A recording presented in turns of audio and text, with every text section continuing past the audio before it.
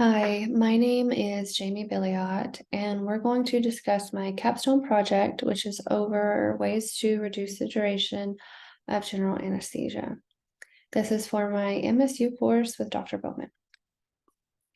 The objectives of this capstone project are to discuss the dangers of anesthesia, some of the barriers nurses might face, our proposed interventions. We'll talk about some literature review, ways we can implement change. We'll also talk about how we're going to evaluate the changes. And lastly, we're going to talk about how we're going to disseminate the data that we find. So the rationale for wanting to do my project over ways to reduce the duration of general anesthesia are because one, anesthetic drugs can be harmful.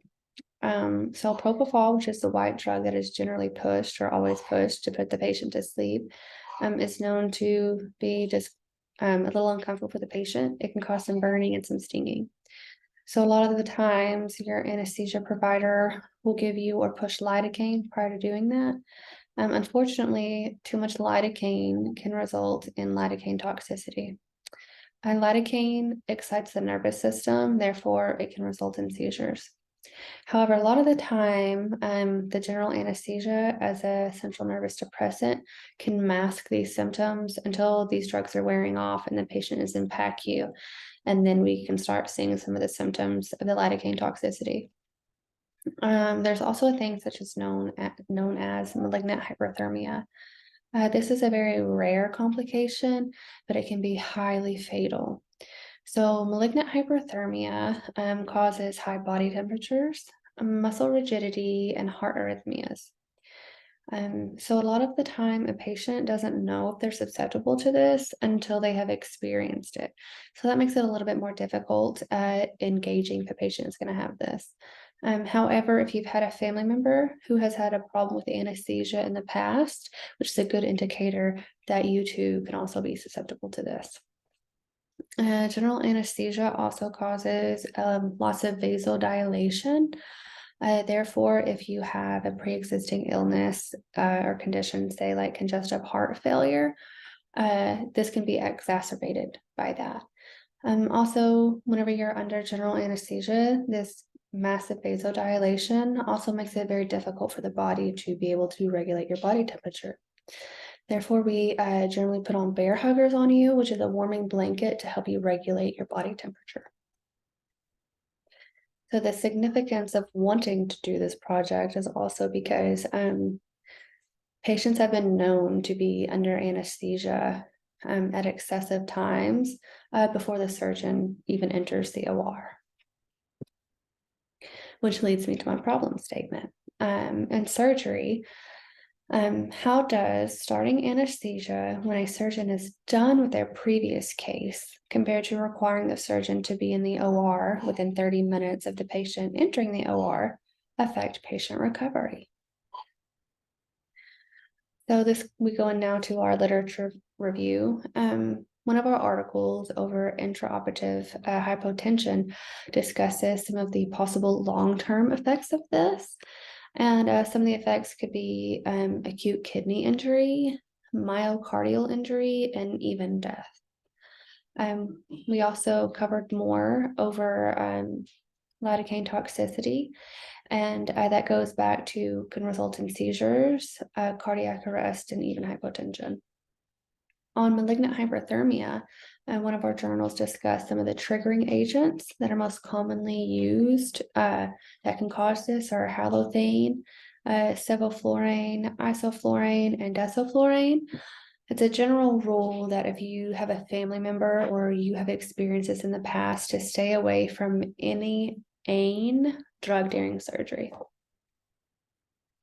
More of our literature review goes into general anesthesia for surgeons. And so this article discussed how the surgeon and the anesthesiologist should have a discussion prior to surgery.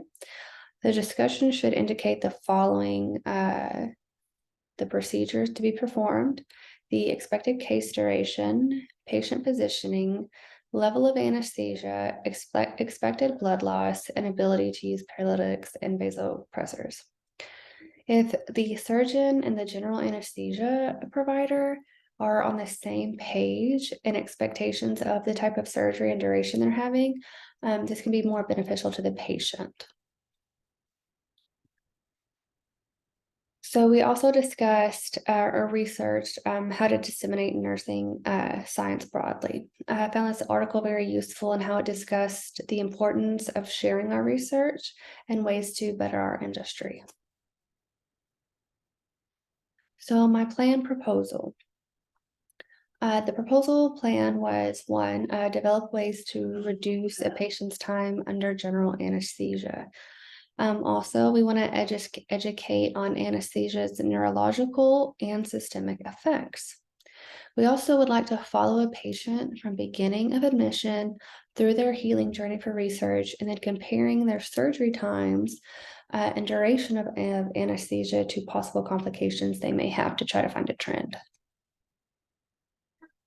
So some of the ways that we can implement this would be to enact a policy that requires the surgeon to be in the operating room within 30 minutes of the patient entering the operating room. So a lot of people think as soon as you're wheeled back from pre-op to the OR that surgery starts. It doesn't.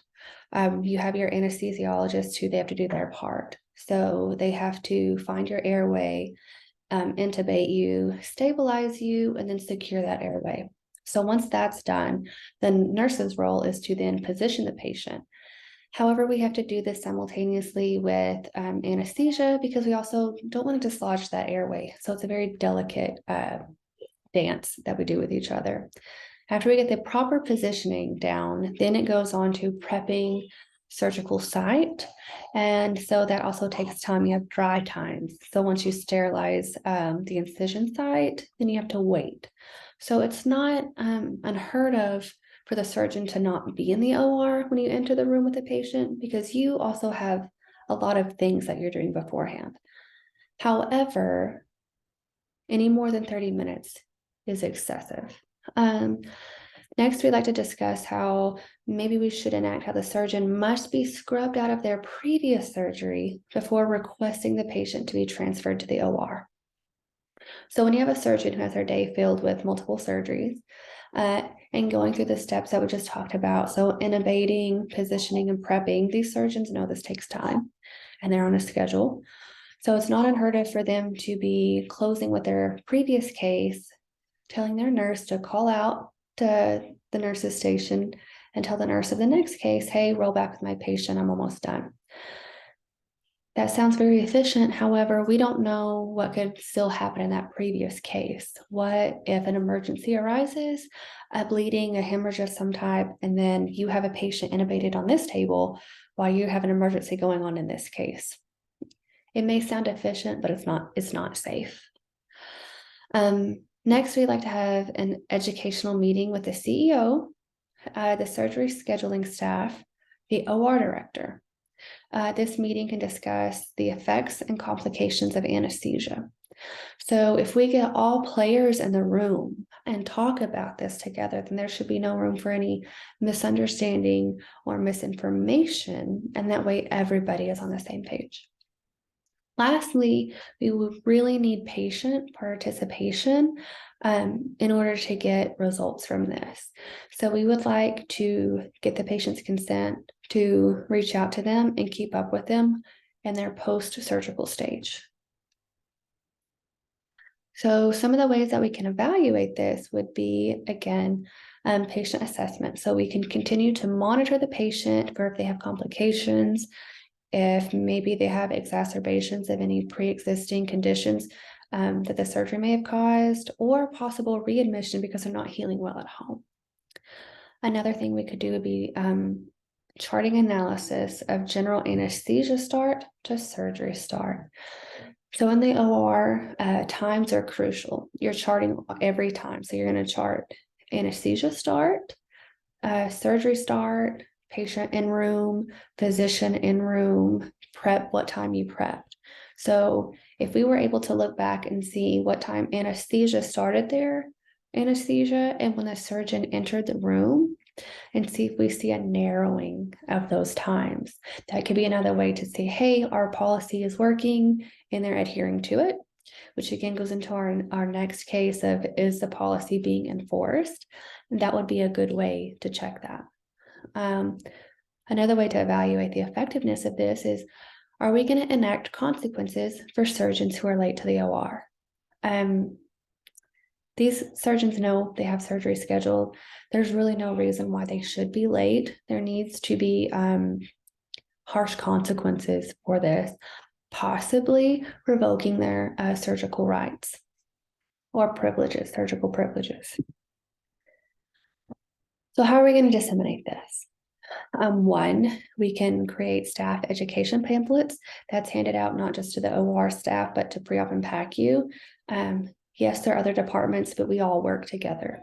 So if we're all on the same page, that would really help all of us out.